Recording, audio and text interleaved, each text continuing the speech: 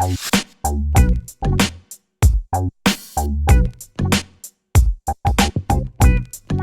what's up, rock stars? It's Rox, and I am coming to you today, sadly, you guys, with the review for Love and Hip Hop Atlanta, Season 9, episode, was it 9? I believe it is, you guys, and that would also be the season finale. Now, yeah, janky season finale for sure. You could tell that they was just really getting into the swing of things, and the Rona just shut the shit down. So they did what they could with this episode, probably left way more shit in there than they would have had it been, you know, a normal 18 episode season like it normally is. But child, just full of fucking niggatry at its best. I'ma miss the show. I'ma miss it. Atlanta is my baby, even though the shit is not as good as, nowhere near as good as it had been. But, you know, Atlanta still holds a special plate in my heart. A plate. A plate of food, y'all. A special place in my heart. So, yeah, it's sad to see it go down like this. But, hey, Rona don't be playing with that ass. And she comes to get everybody, as we have seen, in one way or another. Even if you're not infected, she definitely has affected your life. Anyway, you guys, the review. Let's get to it, shall we? Okay, it opens up with them talking about the coronavirus, and I'm imagining this around this time, this was right when it kind of really hit the United States, and, you know, we started to come to the realization that shit was about to change. Okay, like Mimi said, the coronavirus is a little bit scary. No, I take that back. It's a lot scary. So all the cast starts talking about, you know, the Rona. We got Akbar saying that, you know, her kid's about to be home and she got to homeschool him and she don't remember any of that shit from a long time ago. I was like, child, the jokes write themselves. I ain't even gonna get on that, y'all, but okay. You know, she has her 5 kids. She say she has custody of them all, remember, but they not with her. And now with the Rona, she might not even be able to see her kids. We see Spice, who obviously still hasn't got the clue that the Rona is really what it is. But she's gonna have this event. And she said she's going to keep it very small. Sierra's concerned about just always being in the house, you know, concerned about her business. I'm sure, like everybody else, you know, it's no work. Even Kendra and Jock are worried about how this is going to affect them. Yeah, it's on everybody's mind right now. Let's get to some stories. So, Akbar V, who I had totally forgot about. Like, I totally forgot about the drama with her and light skin Keisha and all of that shit. You know, we ain't seen it in the past couple of weeks. So anyway, she goes to Sierra's shop and, you know, Sierra's all spraying her down because now we got to be serious about this Rona. But girl, sit down so she can fix her hair. Sierra's getting her caught up on what's been going on. You know, she didn't put the baby in private school after she got beat up by the mama at the public school. And she is happy with that. You know, Paris is happy, seems to be getting adjusted well. So that worked out for her. Akbar tells her she's sorry she didn't come to the party. And Sierra was like, girl, it was a mess, okay, because of the whole shit with BK. She said that she was planning on a future with BK forever. I said, girl, why you keep on saying that?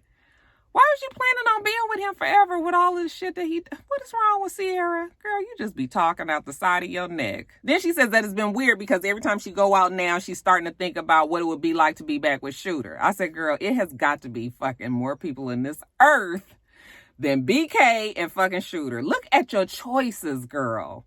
I mean, you know, you kind of look, you know, she's alien-like a little bit, but, you know, she's a pretty girl. I'm sure there's plenty of men out there that you can get with. So it just pisses me off that this girl keeps limiting herself to those two, you know. Anyway, whatever, you guys. Akbar is telling her how she's a little disappointed that her career is not where it is, you know, where it should be. You know, she sacrificed a lot for her kids, you know, her 5 kids, and it's all for naught. And she's still salty about light-skinned Keisha, okay, because, you know, they both the queens of Atlanta, I guess, child. So Sierra was like, well, I don't really understand what the drama is between the two of you. I mean, I've listened to your work. I like your music. I've listened to her music. I like her music too. And, Akbar V was like, oh, no, see, this is what's wrong with you. You always want to be friends with everybody. That's why you always getting involved in some drama. Okay? I was like, this is so ignorant. Does she really think that? I was so happy when Sierra said, look, I don't have to not be friends with people that you're not friends with. But Akbar V tells her that that's why she's always pulled in bullshit, because she can't never, I guess, pick a side. Neither one of you guys are the queens of Atlanta, because neither one of you guys are mainstream. I mean, people here in Atlanta know you. And if anything, I think more people know light-skinned Keisha than Akbar V. So, it's like, girl, and there's plenty of room for you to get out there like everybody else. All these other female rappers that's, trying to make it to the top or trying to at least become more known. So I was like, Akbar V, as pretty as that girl is and everything, it's just like, you gonna have to get this head together. That head is not... Speaking of light-skinned Keisha, she's at home, and when she come down them stairs with her net on her head, you could tell she's about to get her wig placed. She's sitting there fussing at the boyfriend, because he's eating junk food. But whatever, she's getting herself prepared for this event that Sierra's having. Not Sierra, Spice. So her person about to come over, place her wig so she can get over there. She's a little concerned, though, because she knows Akbar V is going to be there. And her man was like, look, you got too much to lose to want to be going back and forth with her. I don't want to see my woman fighting with no Akbar V. The girl is crazy. Something is wrong with her. She's a little bit off. Okay, so it don't even help you to fight with her. And light-skinned Keisha was like, you right. Me beefing with Akbar V does not do nothing for me or my career. Okay, so what I'm going to choose to do from here on out is ignore her. She said that Tokyo actually wants her to have a conversation with Akbar V. And she might try to do something like that, but it just ain't going to happen. Now, Spice's event. When I tell you that this was the footage that they let play way too long, I was like, now I know good and damn well they had no intentions of this shit to be out there, but they had to fill up half of this episode. So, I mean, it honestly felt like half of this episode was Spice's event. Spice is launching her wig and makeup line because, even though she is a very successful dance hall artist, she still wants to have other streams of income, especially in this day and time. She wants to be able to take care of her family. We got all of that. She got all her girls there. We got your Mimi. We got your Carly. We got Akbar V is there. We see Alexa Sky is there. We see Kiyomi is there. It's so funny because Kiyomi and Alexa Sky look a lot alike to me. So it didn't surprise me when Kiyomi tries to tell Alexa Sky that she had been involved with Willie Wop. Okay. First of all, Willie Wop is for everybody, so I don't even know if that's any type of something that you need to be proud of. And even Alexa Sky was like, I don't give a fuck about who been with my baby daddy. Like I'm not with him anymore. So if that's who you want to be, if you want to get added to the, to the list of other women that he's fooling around and fucking around with, like, that's on you. That does not make me mad. But you could tell that Kiyomi was trying to make Alexa Sky, get something started there. I was like, okay, good, Alexis, please don't start. This is whatever. So Alexa Sky is telling her how that's the past. She's still cool with Kiyomi. She don't really care. And Carly was like, yeah, just like, me and you, like, we cool, even though you used to mess with Double A Mo. Alexa Sky was like, first of all, yeah, I'm fine with Carly too. That shit that went on with Double A Mo had nothing to do with Carly. He was involved with my family, some shit that had then went left, and but that had nothing to do with Carly. So her and Carly are fine. So then Mimi chimes in and says, I'm going to have another self-defense class. Okay, this one will be for the kids, but the moms will be there as well. Alexis was like, yeah, I would like to go to something like that. I could have used that back in the day when I was, going through my whole sex trafficking thing. And Carly gonna say, oh, well, Double A Mo told me that he been messing with you since you was 16. Alexa Sky looked at her like, what, 16? I did not know him at 16. Why are you trying to act like I didn't, I'm lying about my story? Like, I'm really serious about my story, and for you to be this grown-ass woman up here talking about about I'm lying or making it seem like I'm lying, Carly was like, I don't know, what Alexis Sky may or may not have done, but Double A Mo told her that, she was out there wilding at 16 and, kind of making it seem like she was hoeing around and, maybe this whole sex trafficking story wasn't true. Mimi couldn't understand why Carly was doing that. I said, because Carly is a fucking bird. Don't y'all be in my comments telling me that I got a problem with Carly Red. This bitch does these things all the time. The only reason why you feel like she might be lying is because she was supposedly messing with Double A Mo, and Double A Mo let you tell it been fucking around with a whole bunch of people. So, you just take his word for it when you guys are already having problems anyway. So I was just like, oh, Carly Red, shut up. Shekinah gets there, and even Shekinah is mad. You quit picking on that girl. Why you always got to make things about yourself? Now, Alexis Sky gets so upset that she starts crying. Okay. And she gets up and walks out, and Spice follows her out. So Spice is trying to calm her down outside. And, she's telling her how all, this, so much stuff has happened to her. And she just don't appreciate Carly trying to sit up here and tell her that she lying and this, that, and the other. At the same time, inside, I think Carly finally realizes that, she's not the popular, of popular opinion right now, picking on Alexis Sky. It didn't turn out the way that she needed it to. So now it's time to take the attention off of Carly Red. So she takes this time to reintroduce Akbar V, who's, granted, is trying to just be over there and mind her own fucking business. But you can't poke that bear for sure. So when she tries to introduce her to Shekinah, Akbar V is just, she's just not there for it. And why are you even doing this, Carly? Like I said, Carly is trying to get the attention off of her for the shit that she did with Alexis Sky. So now she stirs this shit up. And she knew that was definitely not going to go well. Shekinah and Akbar V are both ignorant. So now Shekinah and Akbar V, do you remember the beef? And it gets so heated that eventually Akbar V throws her drink. Okay. It looked like it didn't even land over there by her. Shit looked like it hit Mimi.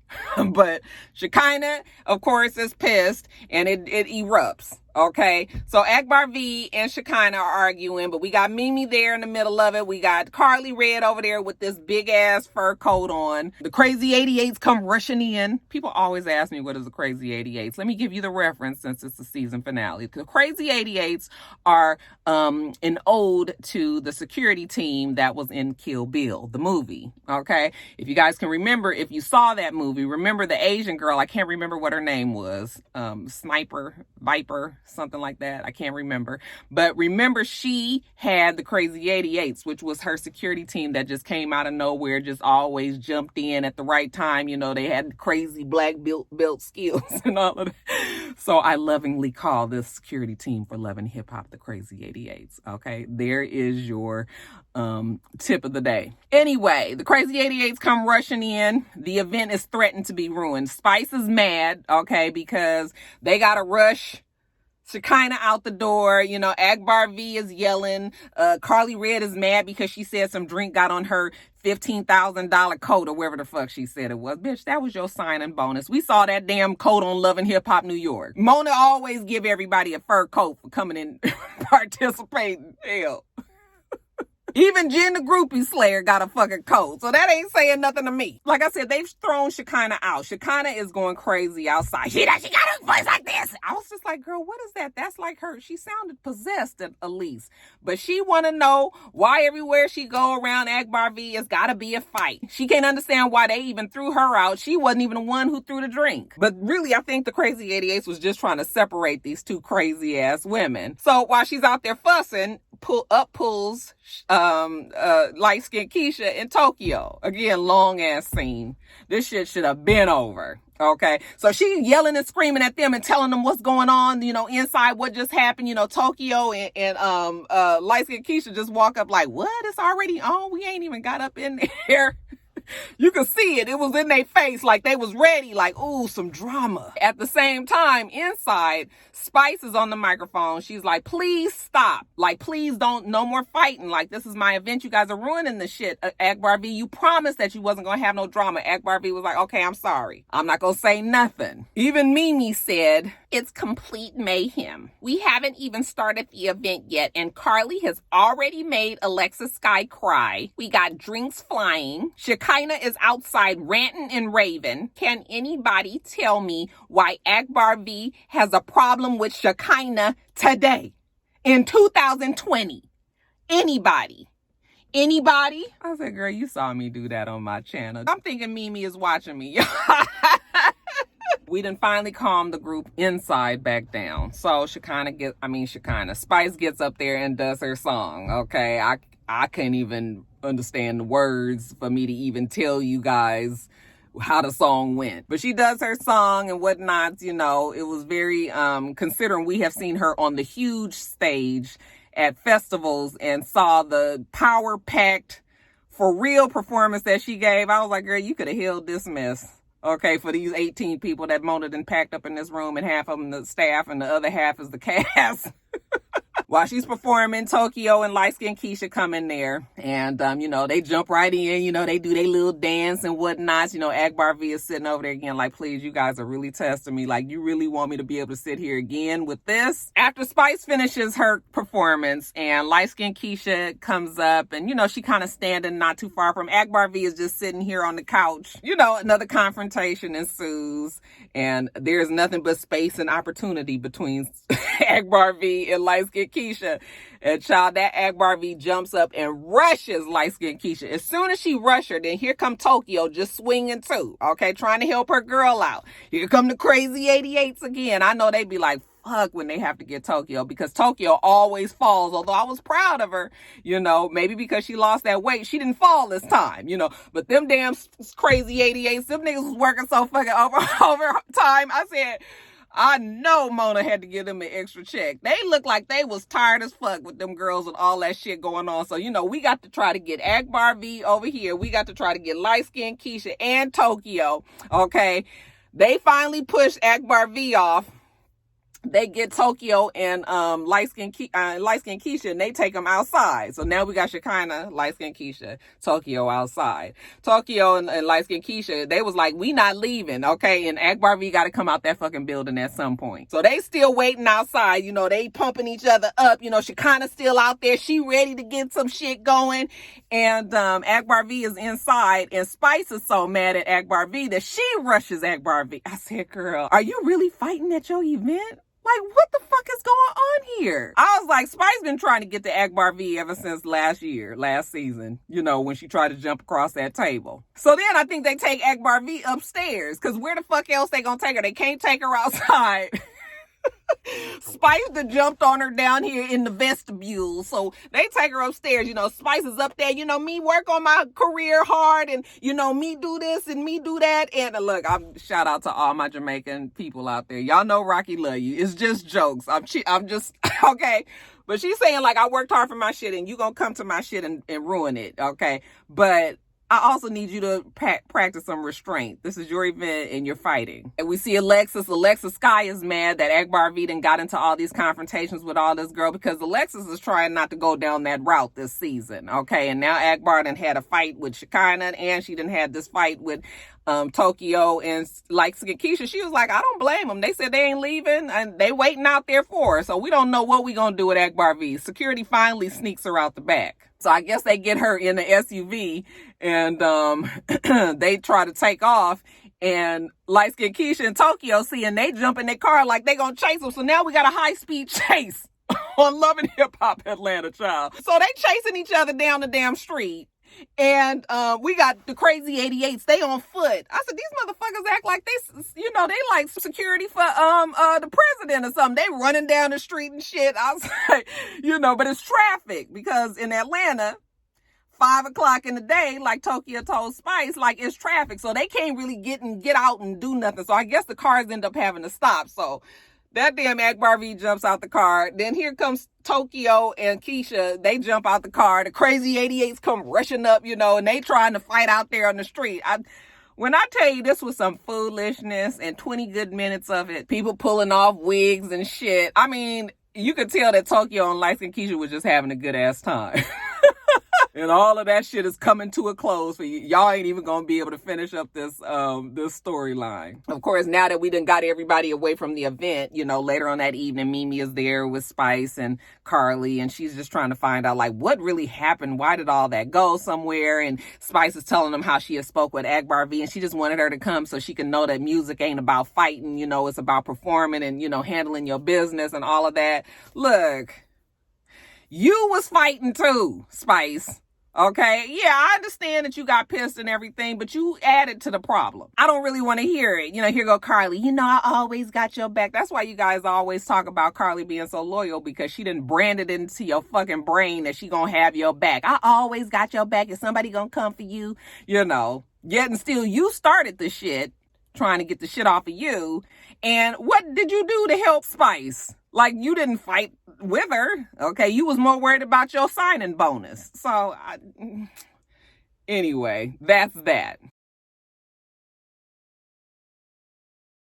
Let's jump over to D-Lo. He over at his Frost Facts Cafe. You know, everything really gotta be good. You know, I gotta make sure that I sanitize everything, because this could be really bad if we get shut down. Oh, shut up, shit. While he is cleaning up, Shooter and you know, young Merlot, oh Scrappy, they come on over. They visiting. We getting on with the scene, right? Scrappy tells him how Bambi is pregnant. We get a little lighthearted banter about, you know, her not breastfeeding again, maybe, and how Scrappy can, you know, put on a strap on, you know, with fake breasts on there and fill it up with milk. You know, I was like, is that what you did, D-Lo, with your last baby? You seem to know an awful lot about it. And then we start up with Shooter, and Shooter's talking about his two women's, you know, Cheyenne and Kiyomi, and how they both know each other. But then we find out from Cheyenne that Kiyomi's fucking around with showing us Scrap, and how he didn't appreciate, you know, Kiyomi not telling him because they in this open relationship and all this. So she don't have to tell you if you're in an open relationship, you know, like y'all fucking, this ain't no relationship anyway. So anyway, while we about to get to the thick of that, production comes in, you know, excuse me, can everybody please come in the room? You know, young Merlot and D-Lo and Shooter kind of looking, and all of a sudden you just see all of the people start coming in. You don't realize how many people it takes to make a scene work, right? It's about 20 people. That producer come in there and he say, because of the Rona, we gonna have to shut the shit down like immediately. They was like, we gonna finish up. No, we gonna shut it down right now. Like, everybody got to pack up and go home. That D-Lo was like, how we gonna live?